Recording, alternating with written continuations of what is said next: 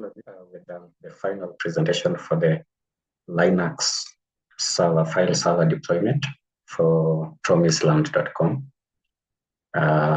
who have a new data center at Independent, Missouri. So I've created first to deploy the system or the file server. We need to create a file, the server on AWS under EC2 instance had a server and named it IT210 dshikuta, a final project, which is running.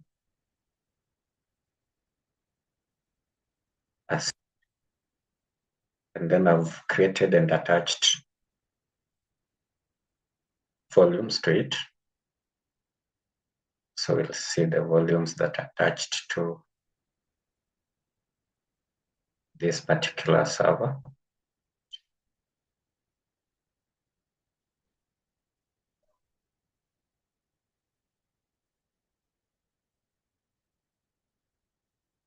It loads.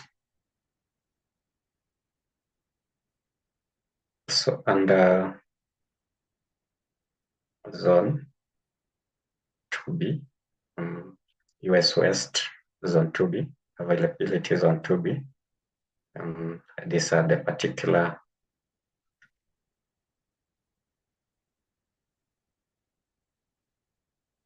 volumes that have been created and attached to the server instance. And they range from 25 GB, 18 GB, 30 GB. And this is the 8 GB. So this will take care of the partitions and storage for the system. Then we'll log into the system via SSH or secure system. So we've logged into the system.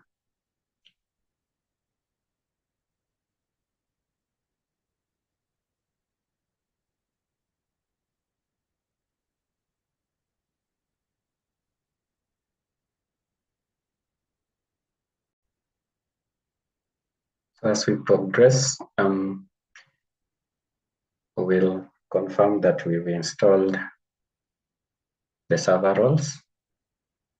Since this is a file server, will be used for sharing files, storage of files, and collaboration. First, we'll check for the system update using the sudo apt update. So I indicate that the packages, about 22 packages can be upgraded. So we'll not upgrade for now, but these are the packages that have been checked. And then we'll proceed on to install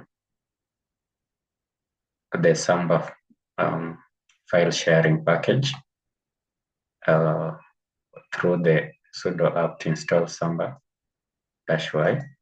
So it's indicating that it's already been installed. The newest has already been installed. We'll go ahead and confirm the same through sudo systemctl status. So this has already been active and running. Since it's active and running, as shown, so essentially it's already been installed. And then we'll also try to install this SMB client. And that one we can install using the sudo apt install SMB client, which is been successful. as seen here. And we can run the status of the same, the local host. So the SMB client will enable clients on cross multiple platforms to log in and share files. So we'll install the same. So that has been installed. So we'll go ahead and install the firewall using the sudo apt install firewall y. So the package firewall package will be installed, has been installed as seen. And then we'll allow the SSH port, which is existing. So it's adding that rule there. And then we'll allow the Samba for the SMB for file sharing. This has already been added. And then we'll enable the firewall. So if we check we enable that using the sudo ufw or firewall enable command, and we can check its status using the sudo firewall status. So it's showing that it's running all the ports that have been allowed on the same. And further, we'll go on to mount the various storage volumes on the system, allocate and mount. And so if you use the ls block, we see the files that have been mounted, and these are the volumes that we had created in the volume in the instance AWS E2 EC2 instances and attached to the server. So these have already been mounted, and we can go ahead and maybe format using this. And so that one has been done as seen here. And then we can check the mounts or what has been mounted using the DFH. So that has already been done, and the allocations are seen here. Thank you.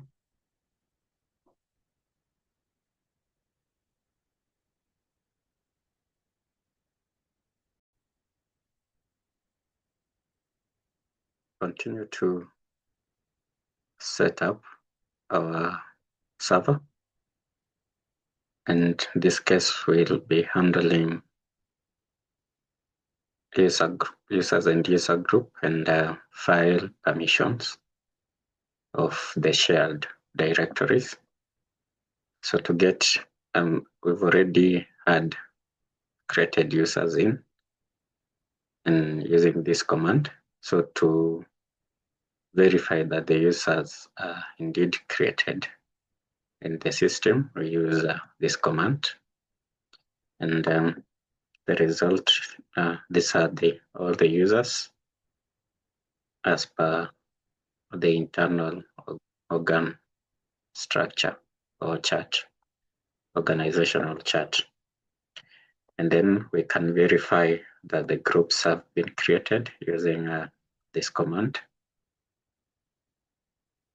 And the same as they have been created. And this is the application. So they include the users who are members of the particular groups. Under management, we have few carry. And then under ops, we have this and other groups which have been created.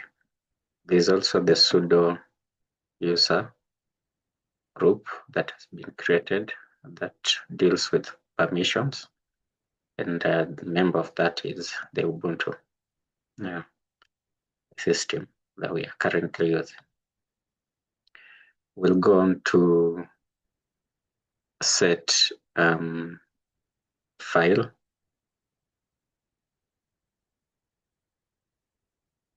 Maybe add different groups, give permissions to different groups for the shared folder. first we'll need to get the shared folder, which is the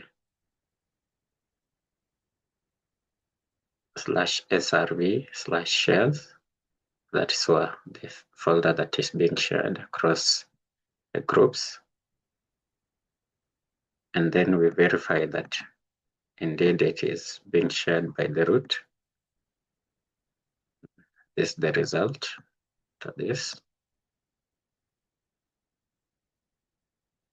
So we're adding sudo group for sudo users, and that has already been created, and that's why we have under groups this listed under groups.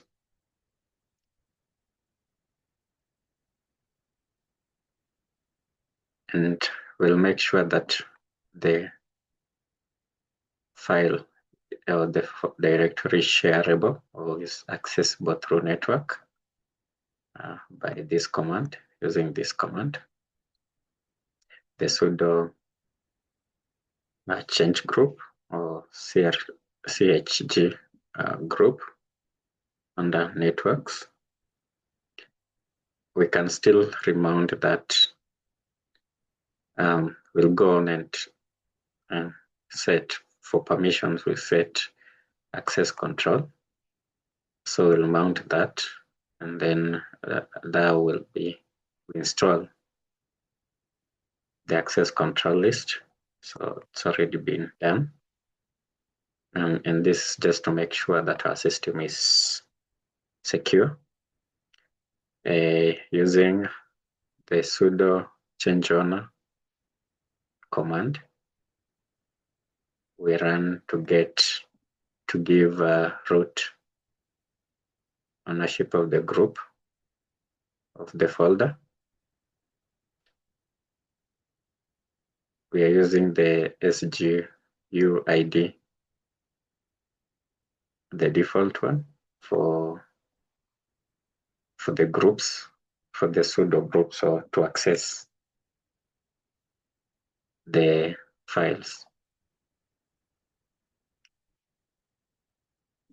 And then we'll set the given permissions for the groups, different groups.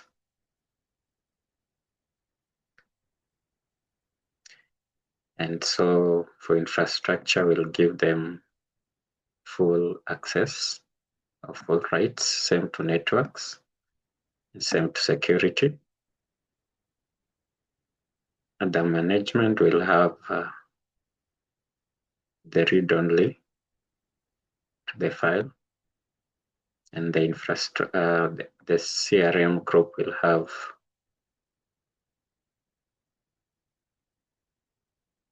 the read and execute. And for the CEO, Kari, will give her this needs to change to read only. So we'll give her read only rights and not seen there to the group, although the same can be applied under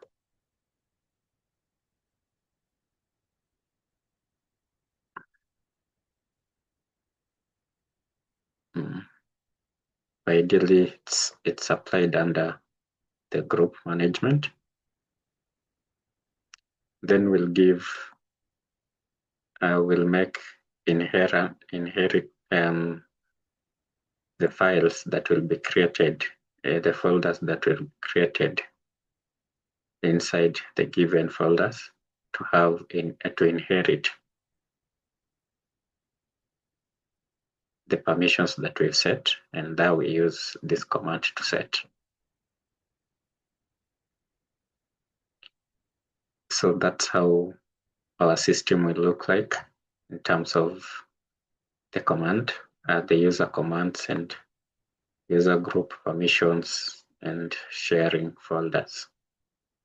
For system login, we can, and system security, see continue, we can verify who is logged in, the system login, and using the command who -a, and this gives us all the logins that happened through, and this will help in auditing the system.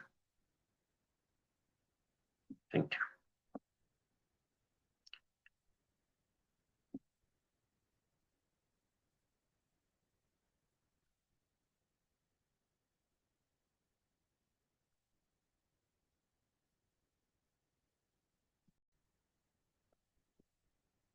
Thank you. Here we'll enable unattended upgrades.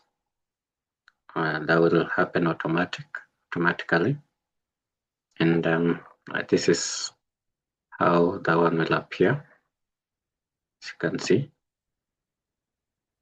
it's giving details of how the automatic download of and install of stable packages will happen once we enable by clicking yes or entering. That will allow configuration and upgrade and update of packages automatically. This will help secure the server as it will fix patches automatically and timely, and then it will reduce the errors that can occur when manual or updates are done manually, the system. So I'll go ahead and click yes in here. Yeah, that seems, yes, that's picked. How did we get there? First, we needed to install through the sudo apt install unattended upgrades to the server. And then we ran this command that will reconfigure the unattended upgrades. And then we'll go ahead and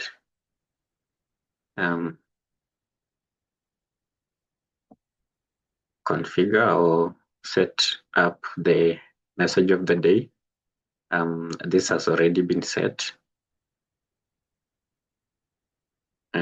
So when I log into the system, first login, I get this secure system, and then authorized access only. All activities are logged and monitored. Unauthorized access and use violates company policy and will be prosecuted. And gives the last login and from which machine or from which IP address. We can, to get to edit or create the message of the day, that one is done through sudo. Can use vi or nano, then where the path that leads to where the message of the day is stored, which is there. So under here, you edit as you see it fit. So since I've edited, I'll quit by Control Escape Q, WQ. So you get there. You can also see the contents of the message of the day by doing cut /it/motg. And so I get the message of the day here. Thank you.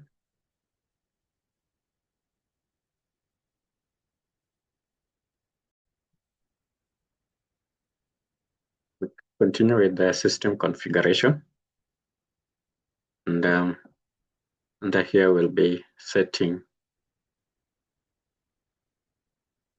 the cron job for the system to boot every year on 1st January. So we'll edit using this command, the sudo cron tab -e -e to launch the editor for the cron job. And after a few times successful,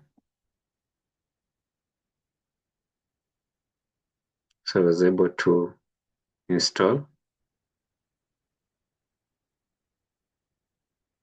a new cron job, and that can be verified with this command, sudo cron tab -l. So it's showing that this has been set to reboot. The system has been set to reboot every year on 1st of January at midnight. So that has been done. So the system is secure, the file at the server is secure. And then we'll check for updates using the command sudo apt update and the sudo apt upgrade y. So we are updating and upgrading. So that one was done and ran through commands, and some were downloaded and added, and this was picked from where the server is at.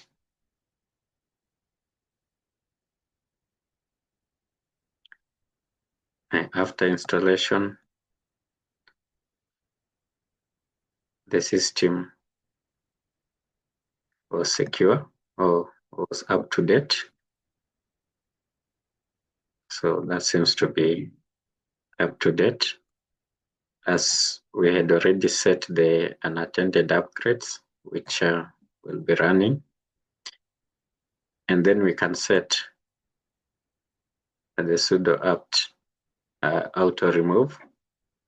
That one will help us in removing files that are unwanted. And that has been done as well.